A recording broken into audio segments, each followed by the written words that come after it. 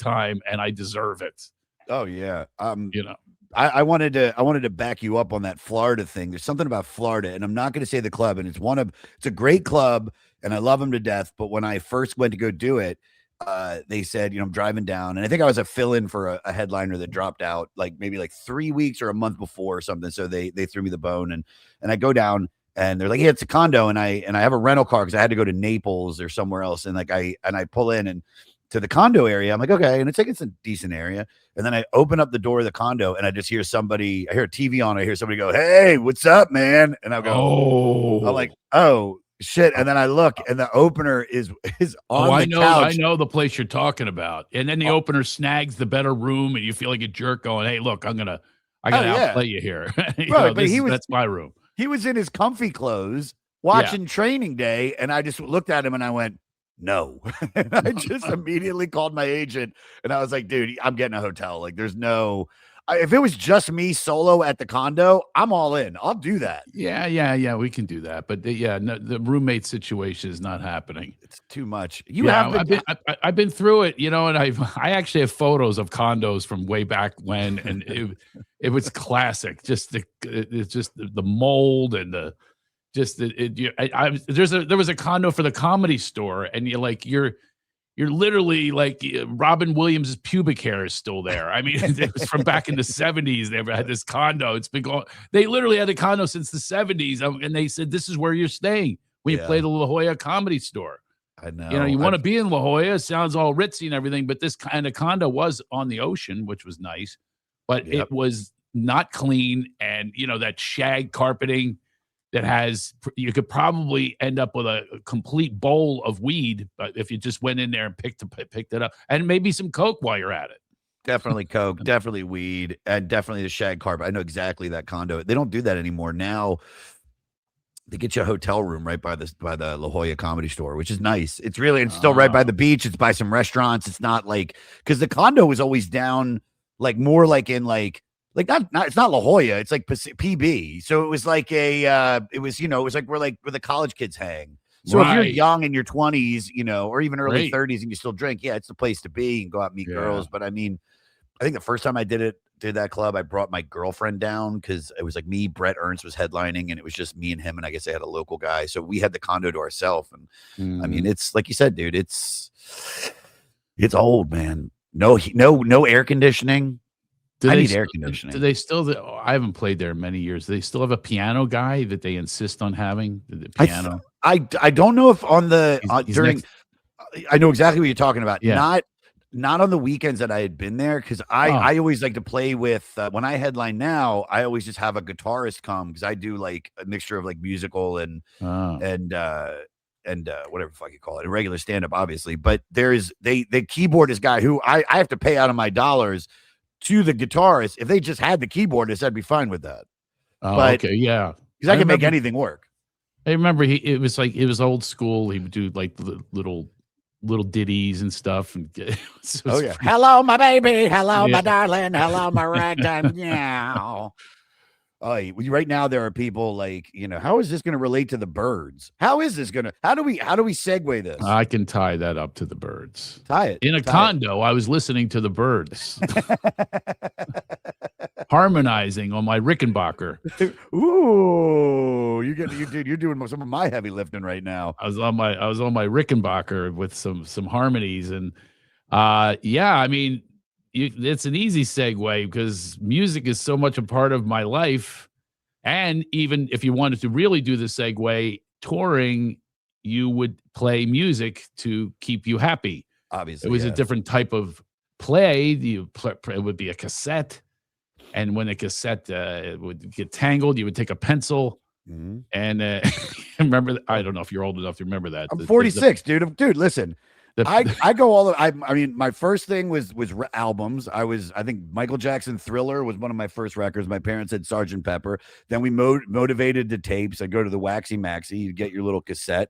That was like $18, which is crazy. That albums costed that much. At least 10. It was at least a $10.99. Maybe it was CDs were $18, but they're around that. Yeah, and then you cleaned your weed just to bring it back to the condo again. You cleaned the weed with the album.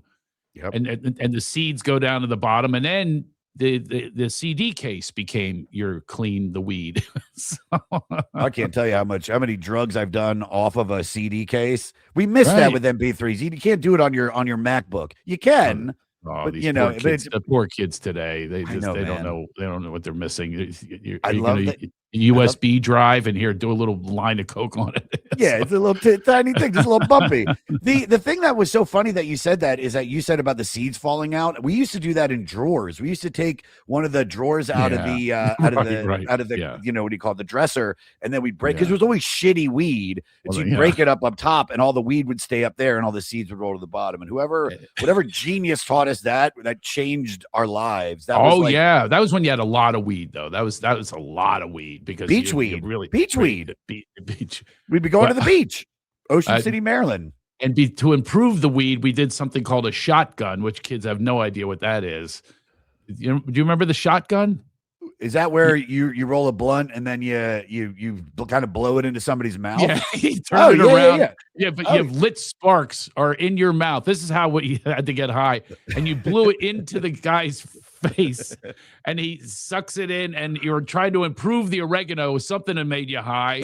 You know, everything is so different. Our edible was, you see a cop, you pop the whole lit bud in your mouth. Our bong was a potato. You made out of like MacGyver. You made it smell like French fries. And then now they have a dispensary. You choose your high. We went behind a dumpster, and Matt Sillon reached in his crotch, pulled out a dye bag filled with seeds and stems, and seeds explode, singe your eyebrows.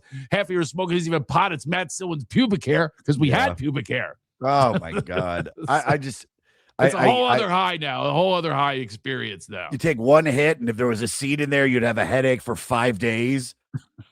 And be dehydrated and just vomit out of nowhere. And then you throw the seeds in the back. I threw the seeds in the back of my old car. I always bought cars that were like a couple $100. I just run them till they dropped. I literally had pot plants in the back in the seat of the car because it was so moldy and everything. It just caught on, and these little plants were growing in my car. And that's funny, is that's the weed that you only assume that the Byrds are smoking, because this is what, like 67, like there's no such thing as kind bud and hydroponic. Like they had no idea about science back then. You know what I mean? There was like one vaccine, and it was polio. Exactly. You know, there's still somebody that was like, I'm not taking that polio vaccine. I don't give a shit if my daughter's legs get crooked.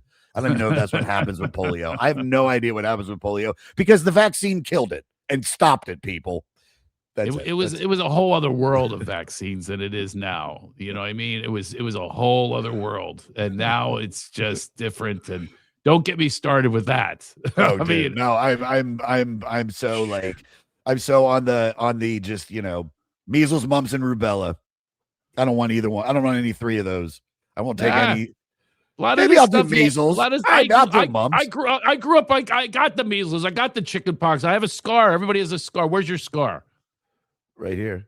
That's where it is. There's a tattoo on me though. Now that's over an odd place. Mine's right between my eyes. That's a very common one for the. Because you picked at it, you dumb fuck. Of course, I picked at it. They told you not to, Craig. Of course, they told me not to. I was the king of picking. I still have holes everywhere. I've never shared this in my life, and I don't know why I am now. What? On my back, I was driving, and these 2 girls in a sorority, I was in a fraternity, were driving quite a ways in Western Pennsylvania.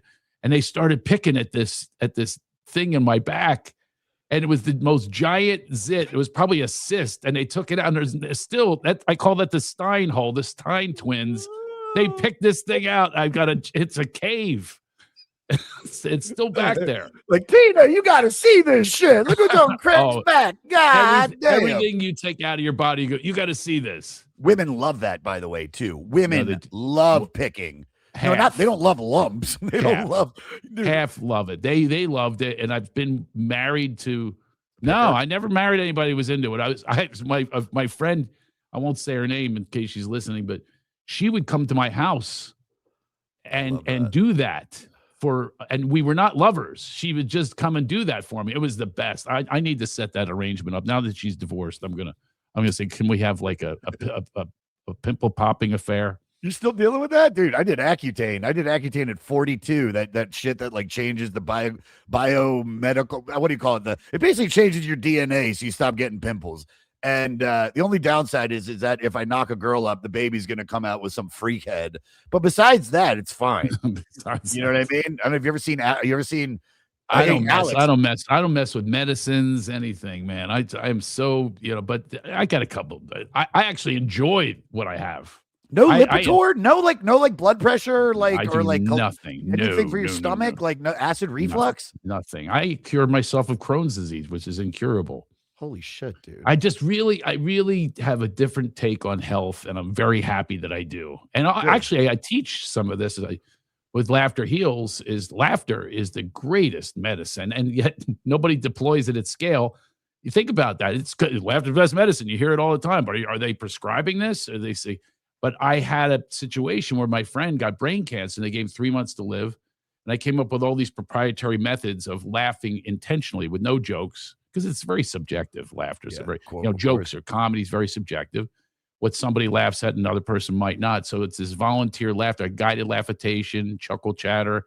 So he shows up for all of it. He lived 15 years past that prognosis.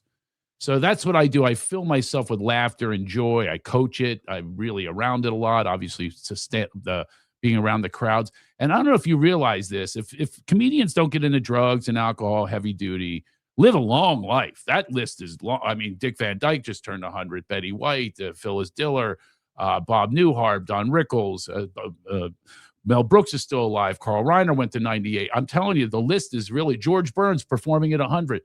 This list is long because they are bathed in the healing powers of laughter. And people don't give it enough credit. There's a whole neuroscience of joy out there. And that's what I'm really about these days. I love that. No, and I agree with you. I completely agree with you. It really is the best medicine. And music too.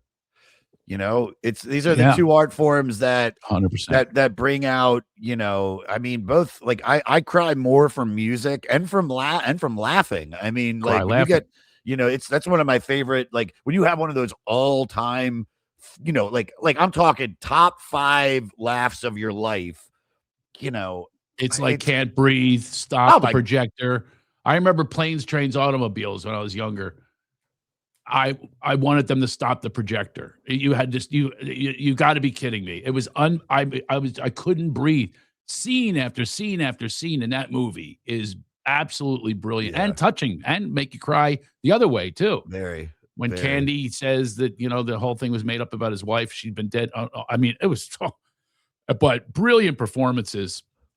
And that's one I remember that doing it to me, where the tears are just coming down, which is a release. Anyway, I really believe in the release of these toxins that we take in. Obviously, our food supply, the medicines are no good. I mean, there's so many are no good, but we're so indoctrinated. Yeah. Do you know in like 100 years ago, everything shifted when Rockefeller, he took over the whole medical community. So all these things that are peer approved and all that, he's responsible for that. And he demonized holistic chiropractic, acupuncture got demonized, and the only way to do it now is medications, which he owned the patents, and it was a big scam, and it's still going on today 100 years later. Rockefeller changed everything. So I go back, and I'm a historian. I go back and I go, reason I'm well is I go back before that happened. I go, okay, how did we live? They were wearing raccoons on their heads. They didn't need Purell. It's like Daniel Boone and Davy Crockett had a coonskin cap. I mean, they weren't wiping that down. You ever think about how unsanitary things were? There's no toilets. There's no wipies, none of this stuff. Just dirt everywhere. Yeah, you just got soot on you. You know what I mean? I tell my kids all the time, build your immune system, damn it. I take them bowling. Here's a ball. It's been used by shoes been used by 1,900 people and cleaned by an aerosol poisonous gas cloud. It gets in your lungs. You can develop immunity. Yeah. I always love I read that like Russians like just leave their babies in the snow for like a couple hours a day just so the kids. And I was like, I love that, dude. I'm like, that's why I always make the joke. I was like, Russians are the scariest people. Like an 8-year-old Russian with a big pen can murder everybody in this room right now. Just like an easy, and would never get sick. It would never get sick because they seriously, they have this thing. And it's like, and so do like, you know, the Scandinavians or like the Finnish and the Norwegian, any of those cold weather people. That's right. Asians live forever. I mean, dude, the Asian dry cleaners, they're both 170 years old. There's back to the Asian dry cleaners. There you go. Chinese. I'm sorry, specifically. There's a place in Bhutan, you know, the country of Bhutan, where their gross national product is laughter. They live for a long time.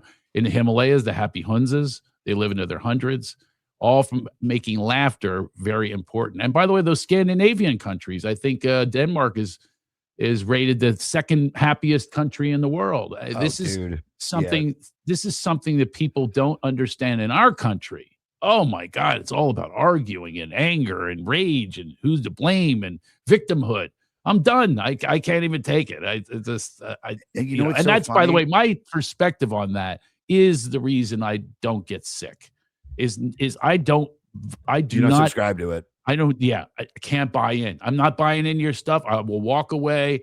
I try sometimes on Facebook, you know, when I see them arguing with you know, they hate Trump and they list all this stuff, and then they think you're a Trumper if you don't agree with them, and then you're bad people, and then the other people it goes both ways.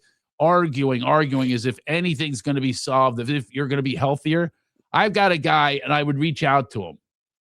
I say, hey man, all he's doing is reposting something he was handed. It's not vetted. It's not processed. It's just repost something that he thinks is a fact. Yeah. I said, first of all, you don't know that it is. And second of all, what purpose are you serving on this planet by constantly attack? And sure enough, he had a suicide note a few weeks ago. I said to him, you're drinking poison and hoping Trump dies. I said, that's what you're doing to yourself. And I'm concerned about you. He unfriended me at first. He goes, you're a Trumper. I go, no, I'm not. I'm just trying to tell you, I'm concerned about you, not politics. Anyway, sure enough, and now he's got cancer and he was committing suicide. Someone stopped him, but he can't stop himself. And in the suicide note, he says, I can't get over the Trump thing. So it's like, it's unbelievable to me how people are so attached to their anger, to their righteousness, to being right, instead of going, let me attach to joy. Let me attach to laughter. I think, you know what? And I 100%. It's like, you know, but they're the people that tend to avoid all the stuff that's out in the world as much as they can. It's that ignorance is bliss. And it's like, you want to know, but also like the more, if you want to find certain things, you'll find it. Do you know what I mean? You're exactly right. But let me debate you on that. What do you got? It's only knowing what they choose for you to know. Sure. In another country, somewhere in Africa, they don't care about any of the politics that are going on. They're caring about survival, their families, the same as all of us. But when we start to get into everybody else's business, politics and things that we're powerless over, that's when we're really in bad shape. But the news chooses what's going to make you upset, and then the drug company sponsors the news that handles the anxiety that they just gave you. That's the cycle. Yeah. Scare you. Here's your drug. And here's the side effects, where you're going to need 19 other drugs to deal with the side effects you got from that drug. I like to go water. I drink a lot of water. Water rules. Water rules. I'll do 2 gallons a day. Oh my God. I had 5 sips in our interview here. Going for another one right now. Yeah, there you go. All right. We went a long way from the Byrds. No, because we never dude. It's always like, how do you start? It's like sometimes we used to just jump right in and be like, all right, so tell me about your love of New Order, and then you go right into it, and then it's like, but I've been a fan of yours. I'll just say that straight away. I've been a fan of yours for years, man. I remember seeing you at the Improvs and just, you know, some of your Comedy Central, your Just for Laughs set, just you know, like I said, you've been working and been successful. And, you know, develop your own thing, which is great, which is, now see if I can segue this back into the Byrds. It was also shocking, not shocking. I think that's definitely the wrong word to use. I would say it's always interesting to find what the comedian chooses when we reach out for them. We like, oh, I'm a fan of this guy. I want him to come on the podcast. And then they pick a record. Like, I mean, there'll be records where I'm like, how are we going to like, who's going to fucking like this record? And it's not a knock on the Byrds, but it's just, I just never would have thought that this would have been the record you would have chose, especially with the character, you know, the Love Master, because I would have thought it would have been like, you know, Al Green, Marvin Gaye, or something like Barry White. Yeah. So, well, so why, I have reasons. I have reasons for it. Tell me. I consider myself very diverse, and you almost can't come up with anyone as diverse as the Byrds. They'll come out with a country album, then suddenly it's a rock album. Now it's an album you listen to when you're on acid. Yeah. And that to me, diversity is so important in my storytelling, and they're storytellers too. You know, the rock and roll band, they're telling a story about you can be a rock and roll star by having long hair and all this. And so they have sarcasm, which I have sarcasm blended with spirituality. And they have so much that so many layers to their work. And I love harmony. I've always loved harmony. It's why I love, David Crosby got kicked out of the band, but then he ended up with Crosby, Stills, Nash and Young, which that's another band that I absolutely love. I love harmonies, and I love harmony in life, ironically. So there are many harmonies these days. There's so many things that you hate to go these days and all these kids today, but there are so many things that are missing. Even the needle that we used to have to buy, and we treated it like, you know, with like gold, the needle. You didn't want to touch the needle or you get hepatitis. I mean, it was like, and then you put quarters on top of it if it started to skip, and all the little traditions. But the sound that came out with an album was so different than today. And you knew the players. That little sizzle. Exactly, that little sizzle. And you knew the players. I talked about this. Someone was arguing, I think it was even yesterday. I said, you can't name band members anymore. They go from this band to that band. They say, oh, yes, you can. I say, well, start right now. It ends with Slash. I mean, with Guns N' Roses, and that was 30 some years ago. I can't think of anybody that goes from a Buffalo Springfield over to, you know what I mean? Like, you would see these people that would, Jeff Beck would leave, and Eric Clapton was with different bands and things like that. You knew the drummers. Yeah, you knew the drummers. Ginger Baker. You knew these people. And the Byrds, you know, Roger McGuinn, I think he's still around, you know, doing his thing. And they have different styles that they try different styles and things. So it's really, I believe that music I think it's very unfortunate what it's turned into, because it was a collective as opposed to an individual. Now it's an individual, and they're manufactured. It's not, the authenticity isn't there as much. I'd say in the last few years, in the last 30 years, Alanis Morissette does it for me. Ooh, I love that. Yeah, she's great. She's really great. I was at her concert in a bar a week before her album came out. And so my buddy owned the bar, and he goes, you got to come see her. And I couldn't even pronounce her name. I'm on the phone, on a payphone, so long ago, on a payphone back east, going to my DJ friends, go, you got to play her on the radio, or Alanis Morissette. I couldn't even pronounce her name. She blew me out of the water. It was so original, so authentic. And that's what I love. And that's why the Byrds is one of my choices. You know, I mean, they're authentic. You can't get much more authentic than them.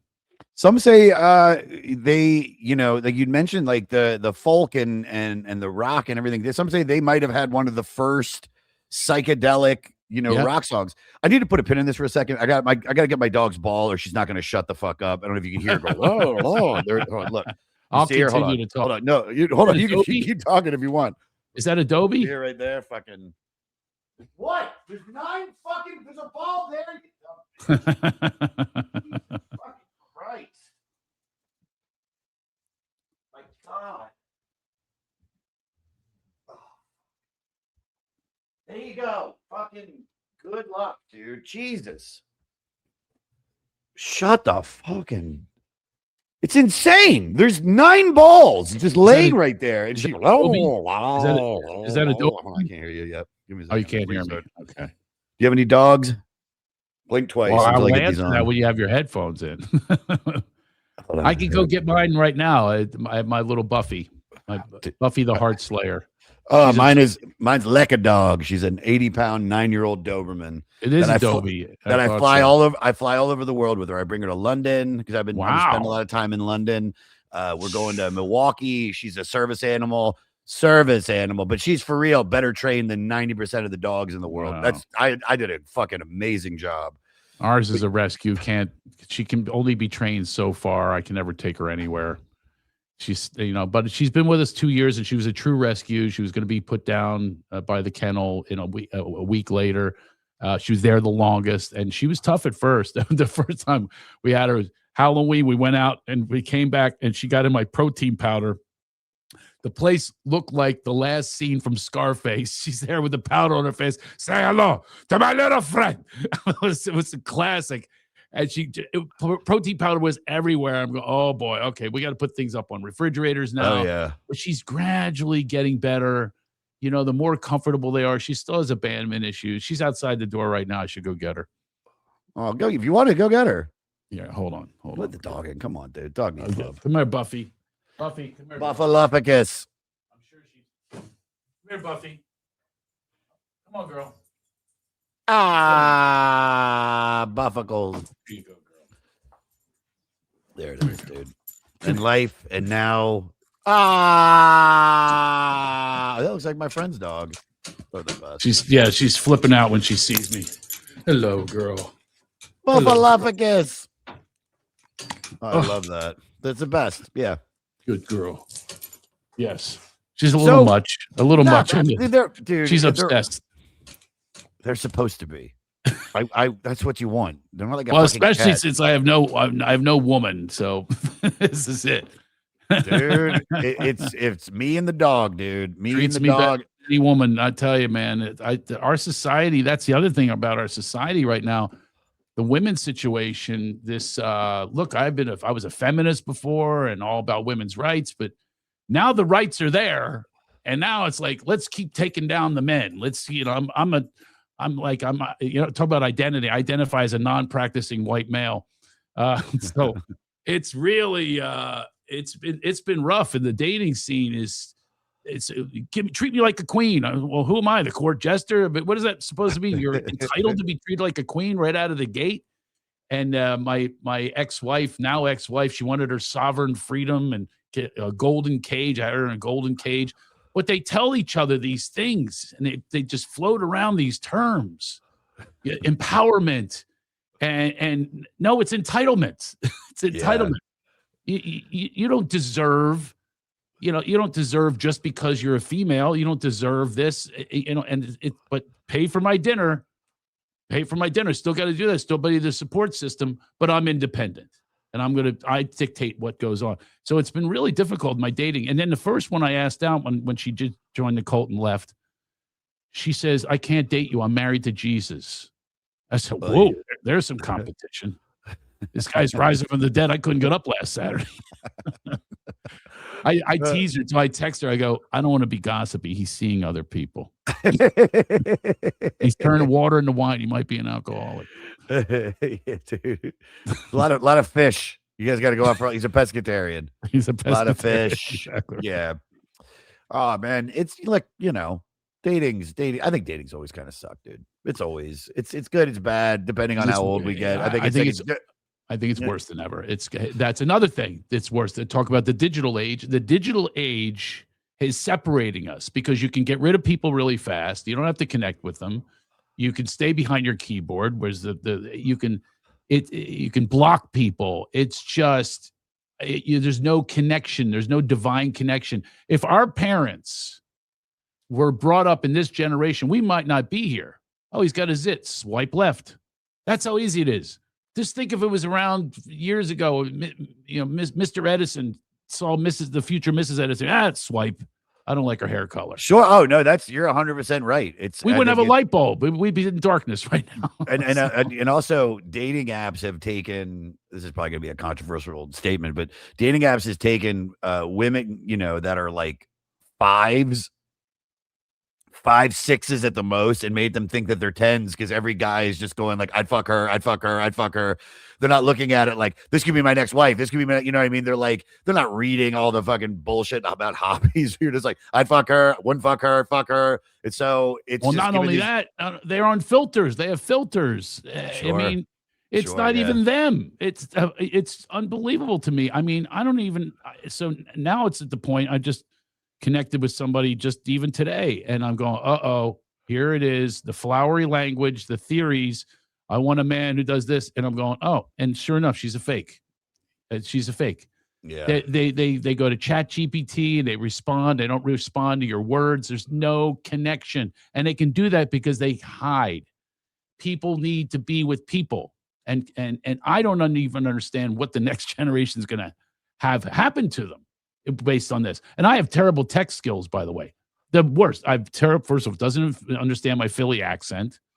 I mean, I had a office. I'm not kidding you. It was on Via Colinas, and it came out, meet me on Vehicle Anus. I had another one. I said, why don't we go to a tapas bar? I came out topless. I love that. Another one I said, what time do you want me to lick you up? I mean, and I'm not kidding you. These are real. Hey, I'm not opposed to any of it. Just did she respond did you kind of let it breathe and see? Well, let's see what she says first about lick you up. None of them worked. None of my miscues worked. They're so fast because we live in that swipey society. I mean, I do it too. I got scroliosis. I start scrolling. I've never heard that. I like that. And I get caught up in this and that dopamine hit, as opposed to how about a loving hit that you get with somebody you connect with in that beautiful, divine, ethereal way that only love can do. You can't love through a digital platform. You just can't do it. No. You can't get that kind of love with touching and looking and taking someone in, and back to the music, the same with the music. I mean, they had a 12-string guitar. Does anybody play a 12-string Rickenbacker anymore? I don't know. I mean, somebody's got to. I know, like, certain artists will still pick out the 12-string for certain songs, but the Byrds had a really not weird, but their career arc is a little interesting because they're. Because as we're talking about all this, it's like I'm looking over everything and I'm like, because I'm not the biggest fan of theirs. We've done, I think, one of their other records. Alex, would you check and find out what record we did? I wonder if it's on the one sheet that you handed me.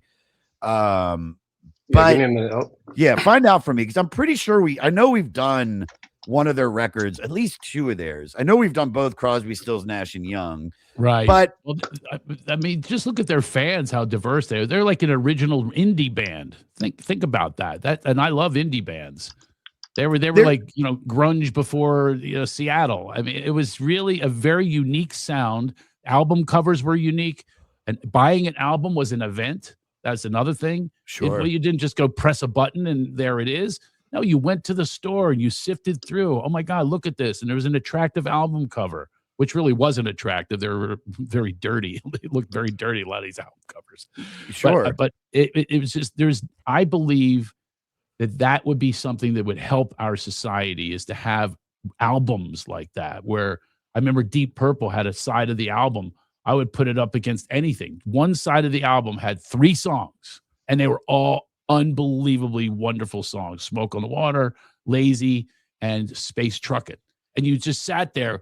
I would go, and same with the Byrds. I would put my speakers next to me, these giant speakers. Remember the big Marantz and all those stereo systems? And I would put the speakers on either side of me and just completely go away and be immersed in this music. It was an immersive experience before they had literally immersive experiences that they do now.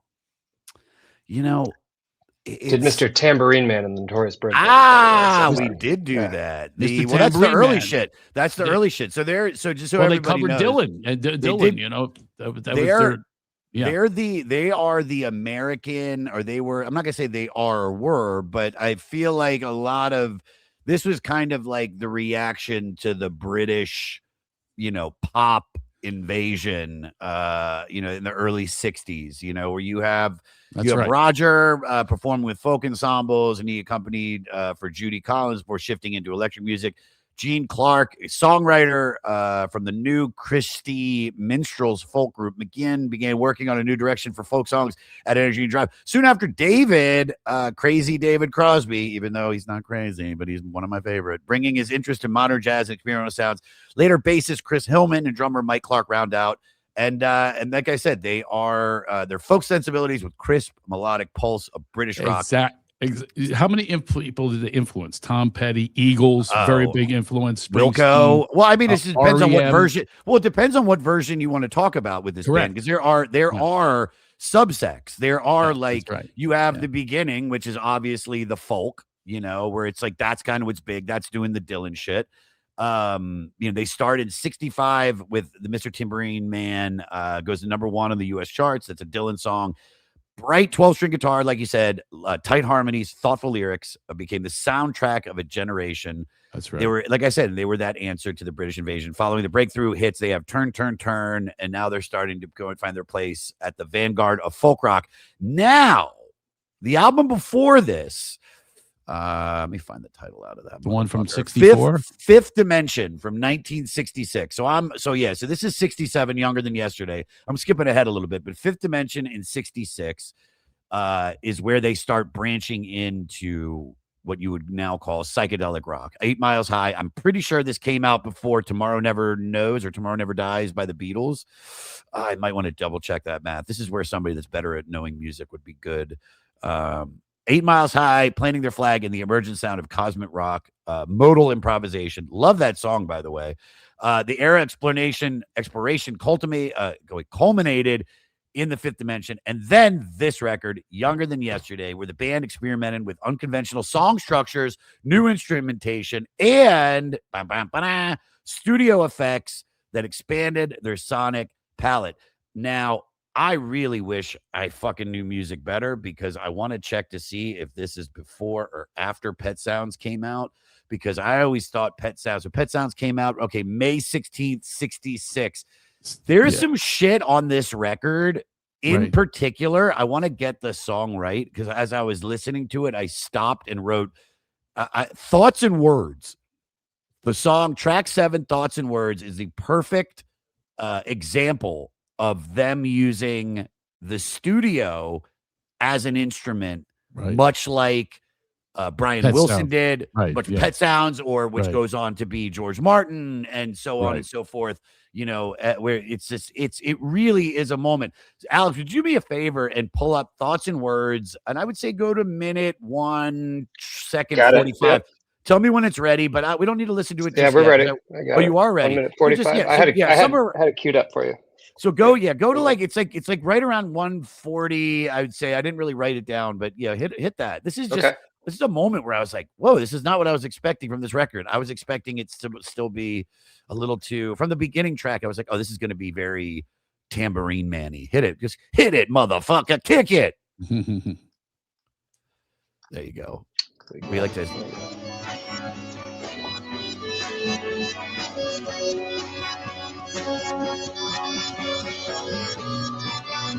Now, I'm going to talk over this while we play it so we don't get taken down. But mostly, if you listen to this with headphones, Craig, it's going back and forth. That's right. And it's really cool, man. And I think you cut it off. I mean, if everybody go back and listen to Thoughts and Words. And I mean, this record, where I went from being on the first listen, I was like, I don't know why the fuck we're talking about this record. Like, it's not a bad album. It's just another one of those things that old white men probably put on, because yes, it influenced REM and Wilco and so many other bands that we were talking about. I just didn't fucking appreciate it until, yesterday and today, where I was like, oh, okay.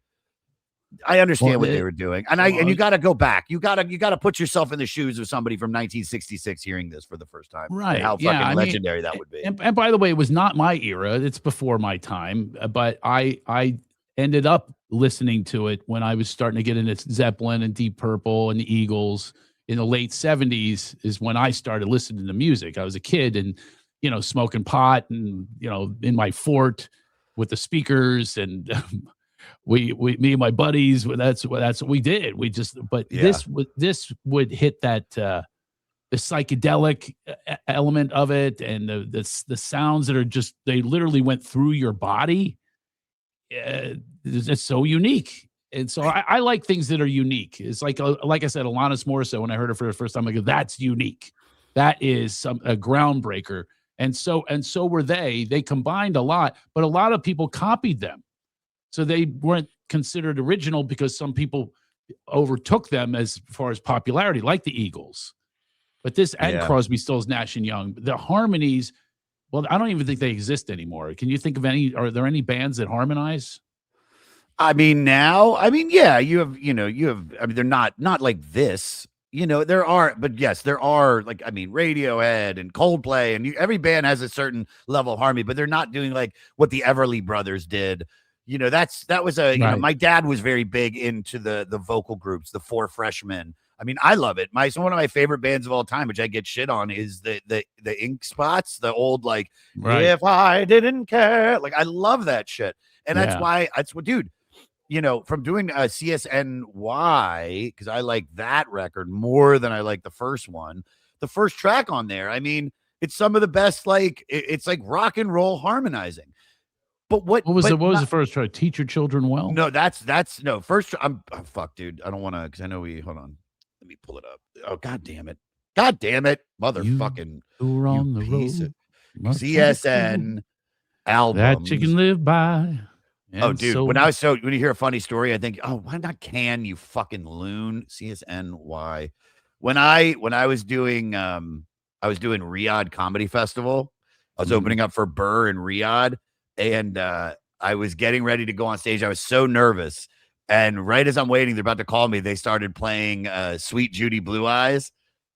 And you just hear that, if can I tell it like it is, and listen to me, baby. And I'm just like, it was just that thing that I needed to, like, be the totem to bring me down and go, oh yeah, I know what I'm doing. This is just like any other thing. It's like, it's their people, and this is a song, and they're listening to music. And it's not like it's like, shala, hala, shala. It was literally, they're listening to one of the, it would have been funny if they should have been listening to the Marrakesh Express. But it becomes like a foundation, and it's familiar, and it's just, and it really does bring you back to authenticity of who you are. Yes. That's what songs can do. That's what songs, especially from the past. I got to know, even personally, my friend, I should take you to one of these parties. My friend, Jeff Franklin. I don't know if you know who he is. He created Fuller House. He has a mansion. He has a mansion up in the hills. It's actually where the Manson murders took place. He leveled it. Yeah. So, and by the way, albums were created there. I don't know if you realize that was a studio. Yeah. I know the whole. I'm very fascinated by that whole summer and, like, it's a dude. Old LA is my favorite. I love right, and that's the thing. The Byrds are old LA. I mean, that's another thing. What's the coolest shit? I know you live in, not to cut you off, but that's the coolest shit about when you're driving up Laurel Canyon, going into what would be Crescent Heights, and you're like, this is where the greatest music people they walk across the street and they're hanging out with where Pache is, and that fucking that little corner store on Laurel Canyon Boulevard or Crescent Heights. I don't know where it converts into one or the other.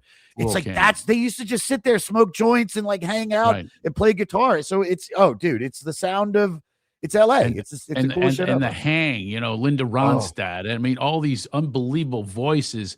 But they were not only voices, they were great songwriters. These were really true original songwriters, and that's the other thing. Now there's one. So Jeff Franklin has jams at his house. Ooh, and I mean, you cannot believe who's in his living room. It'd be like Beach Boys, Macy Gray, Mick Jagger walked in one night. Stamos is there for sure. Stamos is there on drums. Oh, absolutely. He's on drums every single time. He's bringing the Beach Boys. Yeah. Oh, yeah. He brought Mike Love on. We had him on to do a Beach Boys record, and in the middle, he surprised us with Mike Love. Yeah, so, of course. Yeah, Mike Love is there all the time, and Sugar Ray, Bobby Brown. I mean, all these Tony Orlando jams with Tom Jones. It's crazy. But I'll tell you, what happens is sometimes if it's your parents' music, when I'm a kid, I'm not into it. Yeah.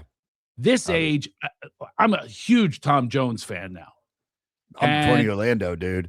Knock 3 times on the On ceiling, the ceiling if you want me. Twice on the pipes if the Ding, answer ding. is no. And they I sing love together. They're like Walking on Memphis. They sing other people's songs.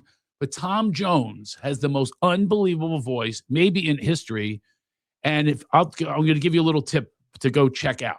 Sure. Go see his duets that he did on his television show. It's like in 68, 69, 70, 71. Watch him with Wilson Pickett, Marvin Gaye. It's beyond. Oh, he holds his own. No, he's a white boy soul singer. I know, but look, dude, if you look right there, I have Otis Redding. I think Otis Redding is the greatest songwriter, rock star that's ever lived.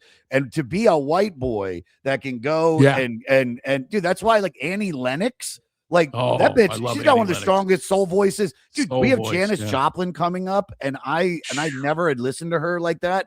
We're doing Pearl, and I'm like, this might be one of the greatest albums I've ever heard in my life. Like, I love her from one fucking listening. So Tom, I've always had a connection to Tom, and then like the cheesier Jewish version, Neil Diamond. I mean, fucking.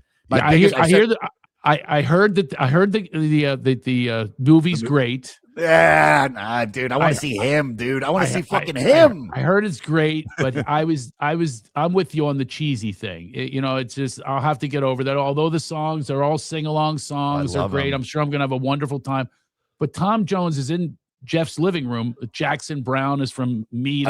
I've jammed with Jackson before. I've jammed with him before. Yeah. Amazing. So he's got these people in his living room, and I have a new appreciation for some of them, which I didn't appreciate Tom Jones. I thought it was cheesy. Like we were just saying with the panties and everything. But the dude, oh my God, he's such an original. I mean, with his voice, he doesn't write his own songs, that always disappoints me. I was never a big Elvis guy, even though I was really tight with his daughter. And I even know Priscilla a little bit. But who goes to Jeff's parties, by the way, with Elvis's manager, Jerry Schilling, and Tom Jones is up there with a cocktail glass telling stories about Elvis, who was his very good friend. It's just so surreal. I love going to these parties. It's like once a year, and they're the best jam sessions if you can appreciate the music, if you appreciate where these people come from. Sure. Yeah, I mean, they're up there now. He's in his 80s, Tom Jones, but man, he can still bring it. I mean, most of the the rock stars that are still working, aside from Frankie Valli, who needs to be put down like a fucking 17-year-old dachshund. Like I just watched this documentary. I can't believe you said that. They're wheeling him out there, and he's just like lip syncing, but he looks like a fucking an animatronic. Have you seen it, dude? It's like it's almost the documentary. That's lip synced. Yeah, it has to be. It has to be. My God. And that's what I respect about certain artists. Like fooled me then. Oh, wow. Well, then Frankie Valli, he's got 90-year-old guy that did, it's that love, it's that feeling. Yeah. I can't see him in 90 doing, we don't cry. No, he's doing somebody been on morning nights, you've been on and fights. But it's just wait a minute, dude, Alex, not Frankie Valli. No, I take it back. That's not who Paul Anka is who I just watched a documentary on Paul Anka. Pull up while I want to go over I know we only have you for a little bit longer, so I want to go over some of these interesting things about the record. But Alex, do me a favor, pull up Frankie Valli in concert, and we'll end the show with that after we do the final questions. And you have to be done in 4 minutes. Am I right? Or do you hold on? I'm gonna give me another 15. You give me an extra 15. We can take this to 15 minutes later? ? And that's on me because I had the bad back and I shouldn't have fucking. Yeah, I'll tell her that it's on you. My meeting. Yeah, blame me. Yeah. Always blame the other guy. Where are you, by the way? Where are you located? I'm in New York City right now. Oh, really? Yeah, I moved here 5 years ago, and I've been kind of like dragging my feet about moving to London a little bit, but not like fully, but just like going there as much as I can. I love the comedy scene out there. You were talking about women. The women out there they're the best. There's no games. They're all slutty. I didn't say it like that, but you're gonna bring me there as your opener. Oh my God, please come, dude. Let's go. You bury me. You would bury me on, dude. I'd have to go full Tom Jones, rip my shirt open, chest hair out, just to make this work. I'm actually told that a lot, and I get it. But there are 3 comics that I couldn't follow myself in all my history. Alonzo Bowden. Oh my God. When Alonzo, dude, when he connects, that motherfucker, he's one of the most underrated comics out there for sure. Yeah. And this was an NA convention filled with people who look like him. Yeah. With tattoos and motorcycles, black. So I went on after him. Wasn't the best. Dustin Ibarra, he's new. I know Dustin. Yeah, dude, Dustin's great. He's a very funny guy. And again, that was an AA convention. That was tough because all his fans were there. And then Mitch Fattel, a long time ago in New York, he was doing that, retarded guy, and I remember him being tough to follow. But other than that, yeah, I mean, I bring it. But to tell you the truth, I'm shifting out. I'm literally about the healing powers of laughter. I go to she said it works for my meeting, so we can extend. Perfect. I'm really about purpose, and I find that I'm not a narcissist, which is rare for our business. I'm really not. I'm affected by narcissists, but I really am about other people and making them happy. And sometimes the material doesn't make them happy, but I don't want to tailor it around kissing ass or what. I'm going to do what I do, but I just find that it's the laughter that's most important. And I can't stand promoting myself. That's the game. I'm out. I used to send postcards, to fan clubs or remember stapling telephone poles. A million staples were there. The poster comes down, the staples stay on there. That's how I used to promote. And even but then I enjoyed it, but I do not like talking about myself.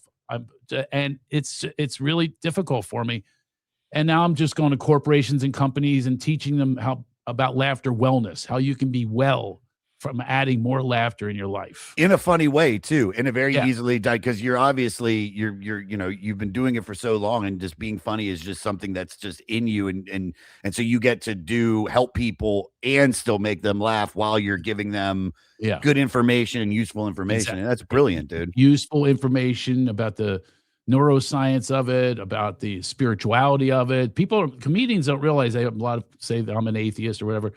No, you're not. If you're telling the truth, that's God to me. That's God. Laughter is God.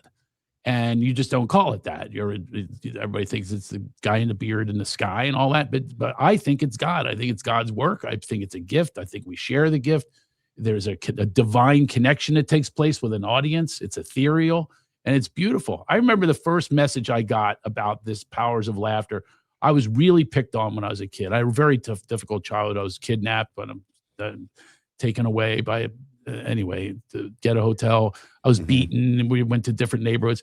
I was in this rich neighborhood. My mom moved us there to keep us safe out of the city. And I was picked on. Oh my God, the rich kids were horrible. I hated them, and they were so bad to me.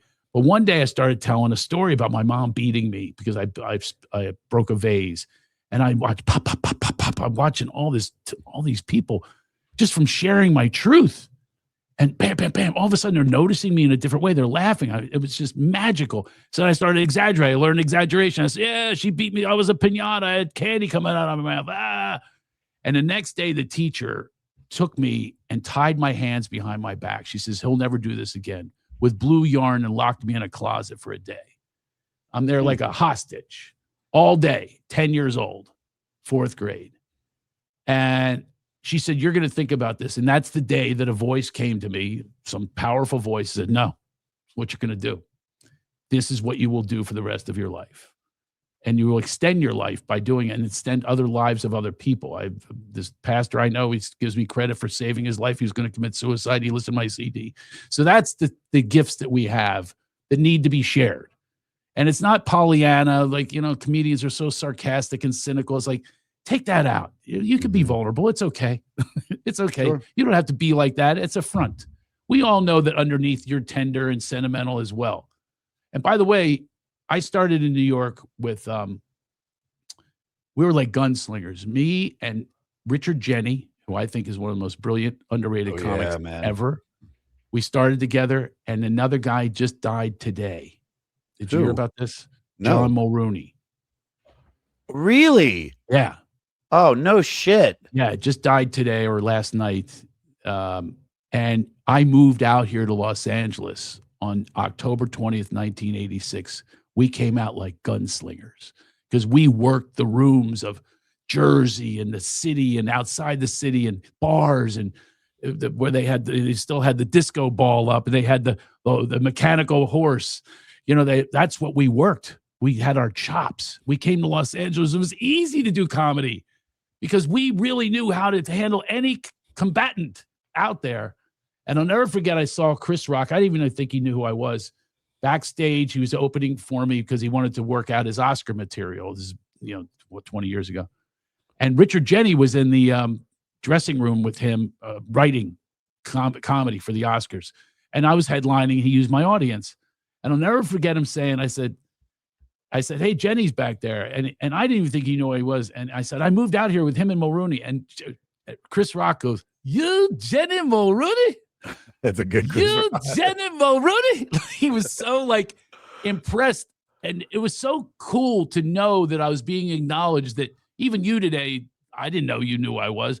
To hear the greatest comedian out there, in my opinion, he's one of the 5, Sure, Mount Rushmore, telling me that he has followed me and he knew me, Jenny Mulrooney, he knew our work and that we were powerful gunslingers that are in this business and it's raw and real. But I can't believe both of them are gone now. I mean, it just happened. Yeah. That's I have so many stories with the two of them.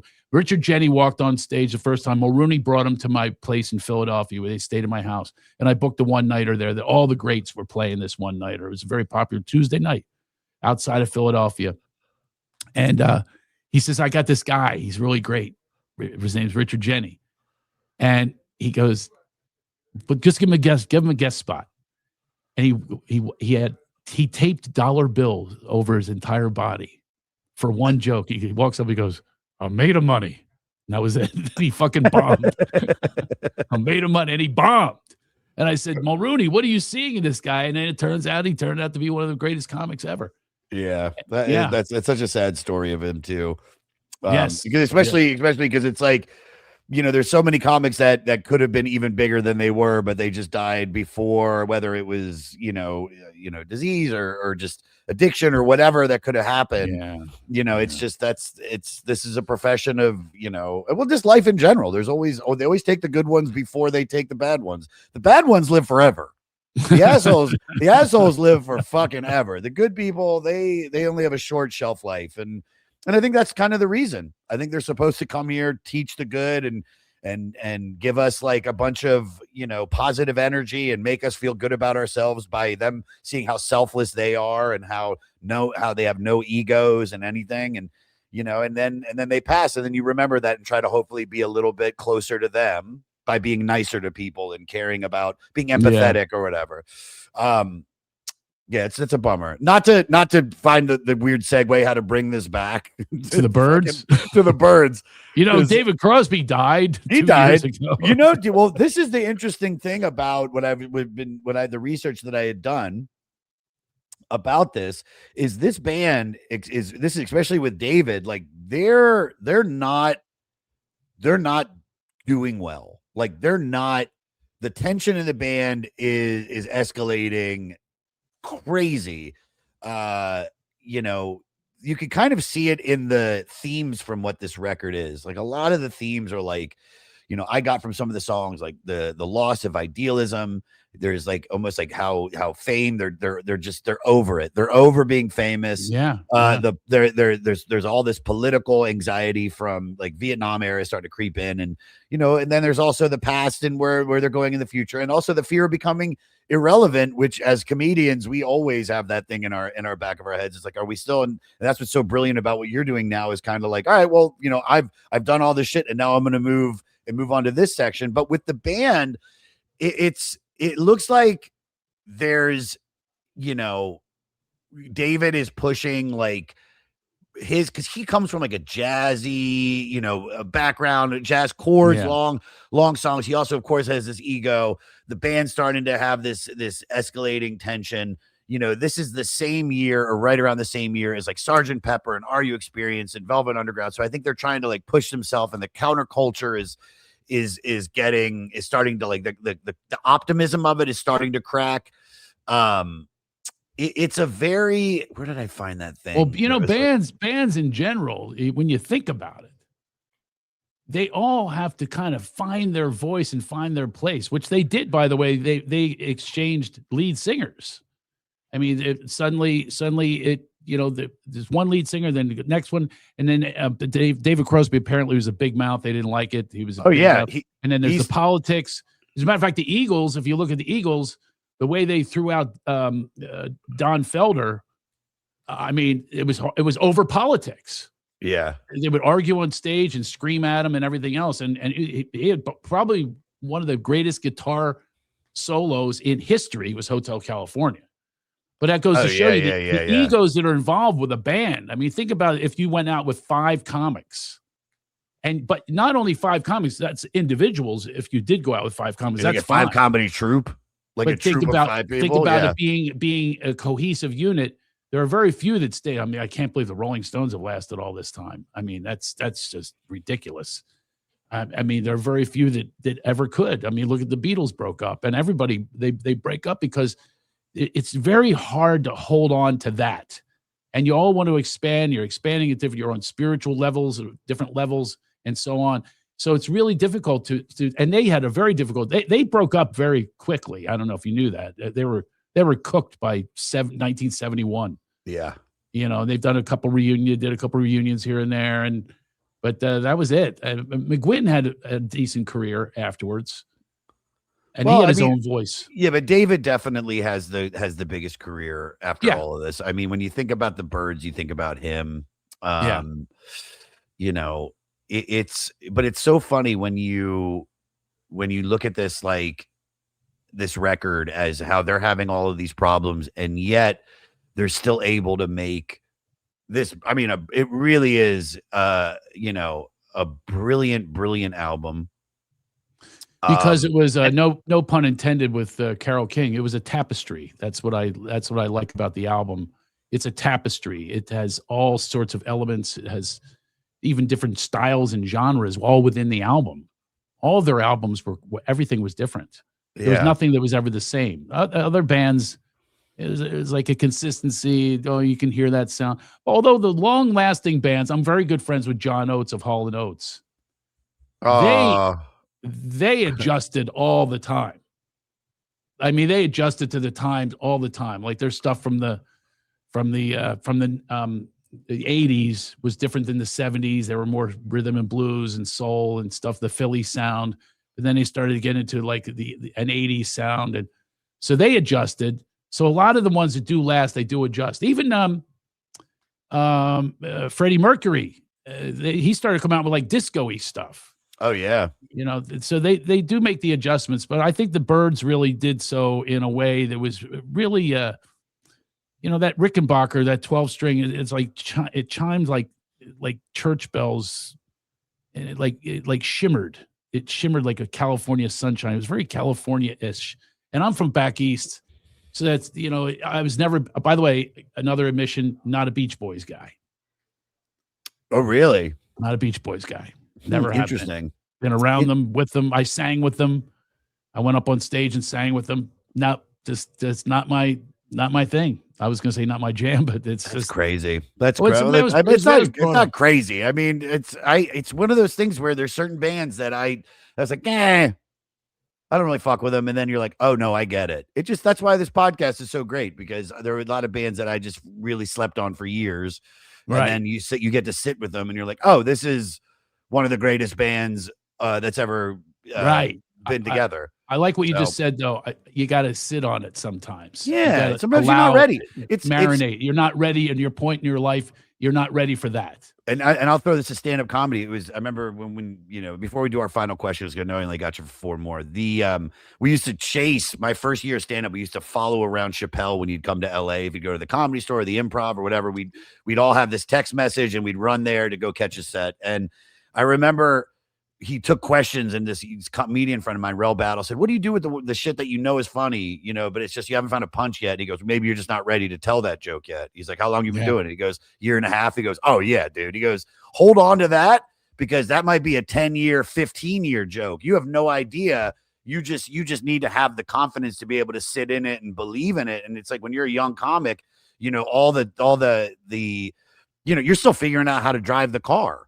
You know, you're still figuring out where the turn signal is, where the this is. It takes years. Dude, it took me. I'm in August. I'll be 18 years, and it's like, oh, I just figured this shit out. Believe me, same here. I teach it now. Yeah, and I love teaching it because I watched this one guy. He's a retired lawyer, and he goes up and he utilizes my techniques, and he gets applause breaks, and I watch his whole vibration shift. Everything's about vibration, by the way. Always. And I'm watching this, and I'm just going, oh my God, I feel better than me getting the laughs, knowing he's utilizing these techniques and employing them.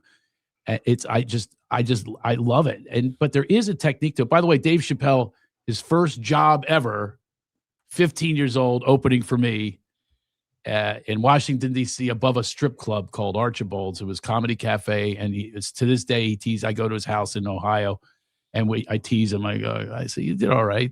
You know, so he did all right. $150 he made opening for me. I was like 22 or something. I was a very early headliner. I started when I was 17.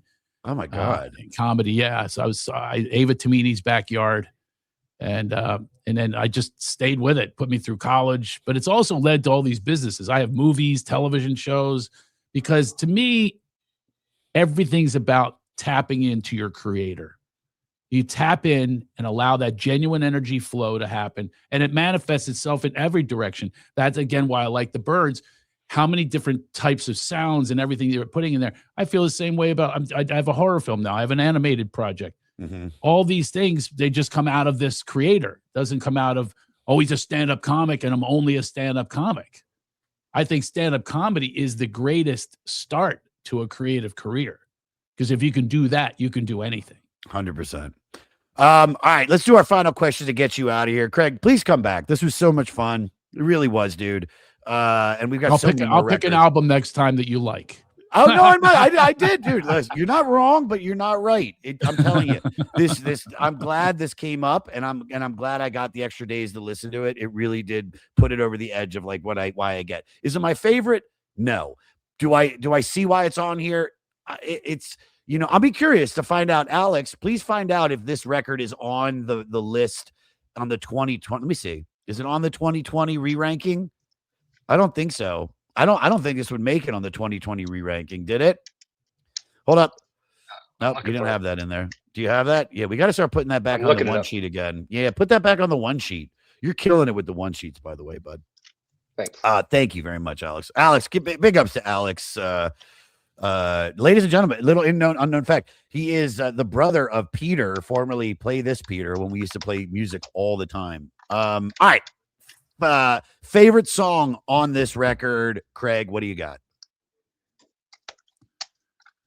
Oh man, Younger Than Yesterday. Oh, interesting. I'm gonna go with the one that I said earlier. I really fucking loved Thoughts and Words. All right, is this a no skip record, or is there a song that you skip over? No, because of the diversity, you don't skip over anything, because it's an experience as opposed to just listening. It's an experience. The whole thing is an experience. It's like, listen, it's similar to my comedy. You know, I always look at it like I love Springsteen for this reason. It's a marathon, not a sprint.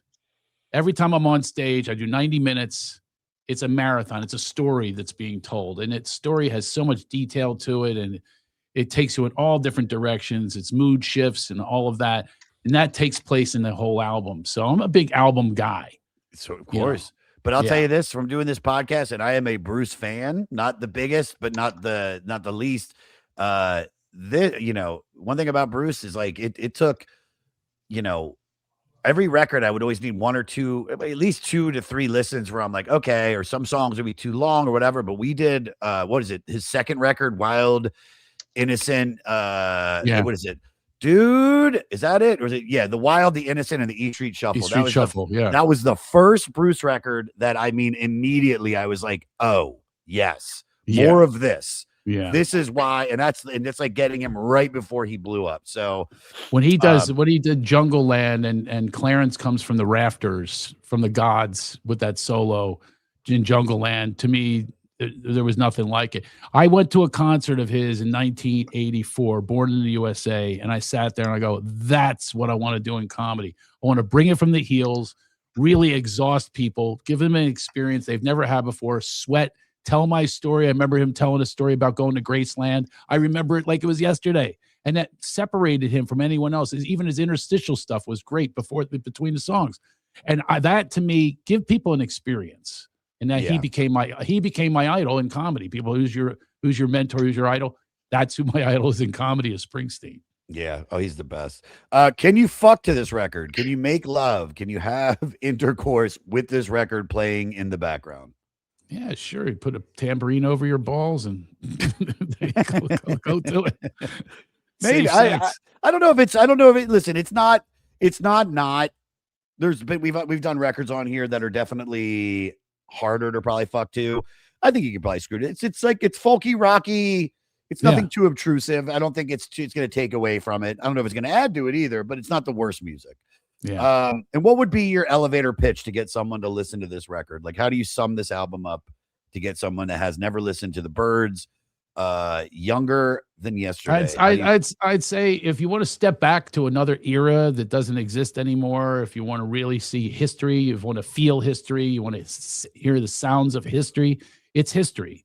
It's got a little Vietnam in it. It's got a country in it. It's got a whole California vibe, the Laurel Canyon. All of those things take place in this album, in this group that doesn't exist anymore. And it was a place and time, a time that I wasn't, that's not my time, but I love going back in different eras. Benny Goodman, I can listen to Benny Goodman. It's different. Yeah. But that's what I would say is go get a little piece of history. I can't agree with you more. I'm excited to do the record probably before this. Oh, by the way, Alex, is it on there? No, I looked it up. It's not on. This one did not make the cut for 2020. I knew it. I knew it would not. I knew it would not. Now, that's not saying it's a good or bad. I was like, dude, I knew it. But I'm glad we got to listen to this. And I'm glad I got to sit down and talk to you today, Craig. Thank you so much for coming up. Before we go any further, dude, please promote away. Where can we find you? What do you have going on? What are we getting to? Folks, tell me you heard me on here. Say that it was worth my hour and 15 minutes and bumping my meeting. And you can follow me. I want to see some followers. Official Craig Shoemaker. It's no mocker, no umlaut, not off the boat from Bavaria. Craig Shoemaker, craigshoemaker.com. Check out my coaching and also stand-up. I'm still touring with stand-up and all the other things that that come with the eclectic nature of this business. Just go there, follow me, stay in touch with me. I talk to everybody. I'm not like one of these people. I don't, you know what I mean? I love connecting with people. It's been my jam for a long time. Dude, you're the best. Thank you so much, brother, for coming on, man. Thank you. Thanks for having me, and laugh on, everybody. All right. So check it out. So we're done now. So the episode, I think, comes out